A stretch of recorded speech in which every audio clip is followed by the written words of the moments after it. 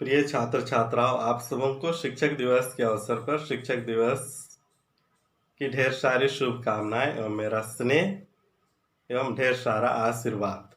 तो आइए हम आज चर्चा करेंगे शिक्षक दिवस भारतवर्ष में क्यों मनाया जाता है और इसकी अहमियत क्या है। तो सबसे पहले हम शुरू करते हैं गुरु शब्द से।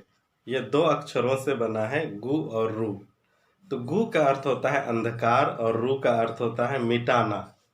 तो गुरु वह है जो अंधकार को मिटाता है। शिष्य के मन में जो अंधकार रहता है उसे गुरु मिटाता है। शिक्षक का अर्थ हुआ जो शिक्षण कार्य करता है, शिक्षा देता है या ज्ञान देता है। Teacher, the one who teachers. तो इन सभी तीनों शब्दों को अगर हम गौर फरमाएं, गुरु, शिक्षक और टीचर, तो इन सब का अर्थ एक ही है। तो आइए हम देखते हैं, शिक्षा देना एवं शिक्षा लेना दोनों को एक पवित्र कर्तव्य माना गया है। विश्व के सभी देशों में अलग अलग तारीख को शिक्षक दिवस मनाया जाता है। भारतवर्ष में यह तारीख 5 सितंबर को रखा गया है। यह डॉक्टर राधाकृष्णन सर्वपल्ली के जन्म दिवस के अवसर पर मनाया जाता है क्योंकि डॉक्टर राधाकृष्णन सर्वपल्ली एक महान शिक्षाविद एवं दार्शनिक रहे थे आधुनिक भारत में, जिन्होंने 40 वर्षों तक एक शिक्षाविद या एजुकेशनिस्ट रहकर भारतवर्ष को अपनी सेवा दी है। भारत में गुरु को आदर करने की परंपरा ये प्राचीन काल से ही बनी हुई है। पुराने जमाने में छात्र छात्राएं गुरुकुल या आश्रम में जाते थे और वहीं रहकर छात्रावास की तरह शिक्षा ग्रहण करते थे और गुरु के अधीन रहकर गुरु का आज्ञा पालन करते थे।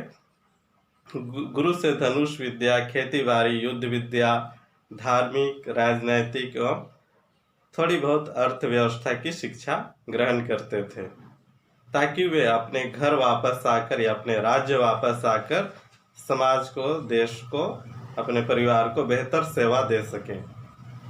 तो आइए हम आज गुरु शिक्षक के प्रति कबीर का दृष्टिकोण एवं दर्शन की चर्चा करेंगे कि कबीर कैसे गुरु शिष्य के बीच के रिश्ते को देखते हैं। तो सबसे पहले हम देखेंगे, कबीर परमात्मा को ही अपना सच्चा गुरु मानते हैं या सदगुरु मानते हैं और शिक्षक या गुरु के द्वारा भक्त या छात्र छात्राओं के मन में या उनके हृदय में विद्या रूपी प्रेम का संचार करते हैं। इस दोहा को हम देखते हैं, कितना सुंदर है यह दोहा। सदगुरु लाई कमान करी बाहन लागा तीर, एक जा बहा प्रीति 100 भीतरी विदा शरीर। अर्थात सदगुरु ने अपने हाथ में विद्या रूपी तीर कमान लेकर और मुझ पर ऐसा तीर चलाया, उसने प्रेम का ऐसा तीर चलाया या छोड़ा जो मेरे अंतरतम को भेदित कर गया। कितना सुंदर है ये। इस तरह हम देखते हैं कि गुरु और शिष्य के बीच एक प्रेम का संबंध अर्थात पिता पुत्र का संबंध स्थापित हो जाता है। चेला गुरु के शिक्षा या वचन को इस प्रकार ग्रहण करके परम आनंद का अनुभव करते हैं। जब हम कोई नई चीज सीखते हैं तो हमें एक प्रकार का आनंद या उमंग आ जाता है और जब हम नई चीजों को सीखते हैं तो हमें और कुछ नया सीखने के ललक हो जाता है, इच्छा बढ़ जाती है। चलिए दूसरा दोहा देखते हैं। गुरु गोविंद दो खड़े काके लागू पाँव, बलिहारी गुरु आपने गोविंद दियो मिलाए। यहाँ कबीर दास ने गुरु की गरिमा को ऊपर उठाते हुए कहा है, जब आपके सामने गुरु और गोविंद, गोविंद मतलब भगवान, दोनों ही एक साथ खड़े हों तो आप सबसे पहले किसे प्रणाम करेंगे? फिर कबीर कहते हैं, हम सबसे पहले गुरु को ही प्रणाम करेंगे।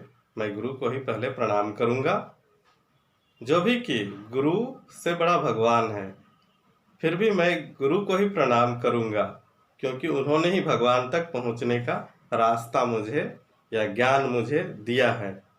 इसलिए सर्वप्रथम मैं गुरु का ही अभिवादन करूंगा, उसी का चरण स्पर्श करूंगा। इस प्रकार कबीर ने गुरु की गरिमा को ऊपर उठाया है। चलिए हम तीसरा दोहा देखते हैं। पिता जन्म देत महज माटी होए, गुरु जन्म के शिल्प से माटी मूरत होए।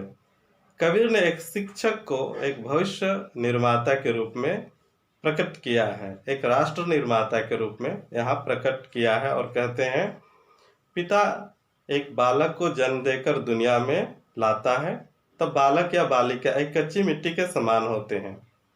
उनमें कोई गुण दोष नहीं होता, अच्छे बुरे का ज्ञान नहीं होता है और वे जीवन पथ से अनजान होते हैं।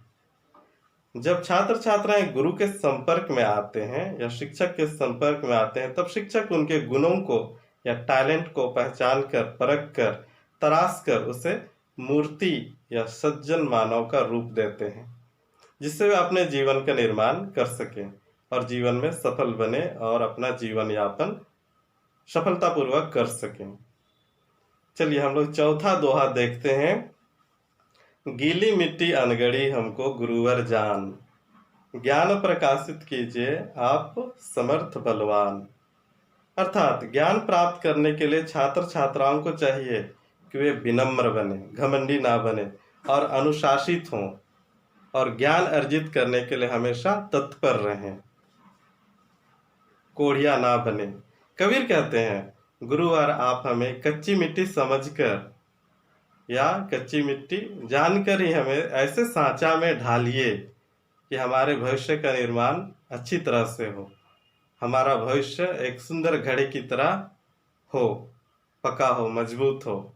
गुरुवर आप ही ऐसे व्यक्ति हैं जो हमारे गुण एवं अवगुण को पहचान कर हमें ज्ञान रूपी दीपक से आलोकित कर सकते हैं। तो कितना सुंदर विनम्र भाव से एक शिष्य गुरु के सामने अनुनय विनय कर रहा है कि गुरुवर हम एक कच्चे मिट्टी के समान हैं और हमें आप इतना सुंदर बना दीजिए सांचा में डालकर कि हम सुंदर घड़े की तरह पककर अच्छा परिपक्व व्यक्ति बन सकें।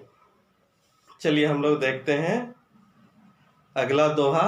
गुरु बिन ज्ञान ना होत है, गुरु बिन दिशा आजान, गुरु बिन इंद्रिया ना सधे, गुरु बिन बढ़े ना शान। तो आप कितने भी बुद्धिमान क्यों ना हो, आपको सफलता प्राप्त करने के लिए शिक्षक, कोच, गाइड या मार्गदर्शक की नितांत आवश्यकता होती है। गुरु के बिना शिष्य अपने दिशा का ज्ञान प्राप्त नहीं कर सकता है, उसका ज्ञान अधूरा ही रह जाता है। गुरु बिना विद्यार्थी अपनी इंद्रियों को भी नियंत्रण में नहीं रह सकता है। इसलिए बार बार जब क्लास में पढ़ाया जाता है और बच्चे बदमाशी करते हैं तो बार बार उनको डिसिप्लिन के बारे में बोला जाता है, ठीक से बैठो, ठीक से सुनो, क्लास पर जो हो रहा है उस पर ध्यान दो। यही कारण है कि गुरु ही ऐसा व्यक्ति है जो शिष्य को अपनी इंद्रियों को वश में रखने को सिखाता है। इस तरह हम देखते हैं गुरु के ज्ञान के बिना किसी भी व्यक्ति का शान या मान मर्यादा नहीं प्राप्त हो सकता है। हम लोग जब पास आउट होकर जब निकल जाते हैं स्कूल या कॉलेज से, तो हम गर्व से कहते हैं कि हम उस गुरु के चेला हैं, उस शिक्षक के चेला हैं, उन्होंने हमें पढ़ाया है। तो चलिए हम लोग अगला दोहा देखते हैं। शिष्य वही जो सीख ले गुरु का ज्ञान अगाध, भक्ति भाव मन में रखे चलता चले आबाद। यहाँ कबीर एक अच्छे विद्यार्थी की तारीफ करते हुए कहते हैं, परम शिष्य वही है जो गुरु का दिया हुआ ज्ञान अपने अंदर समाहित कर लेता है और अपने मन में गुरु के प्रति श्रद्धा भाव रखकर अपने कर्म पथ पर आगे बढ़ता जाता है और इस तरह का शिष्य ही परम शिष्य कहलाता है। तो चलिए हम शिक्षक दिवस के अवसर पर अपने आप को अनुशासित करें और जो गुरुओं का सम्मान करें, क्लास में पढ़ाए गए पाठों को ठीक से सुने और उस पर मनन चिंतन करें, ताकि हम विद्या रूपी ज्ञान को, विद्या रूपी धन को अच्छी तरह से अर्जित कर सकें और अपने जीवन को सफल बना सकें। धन्यवाद।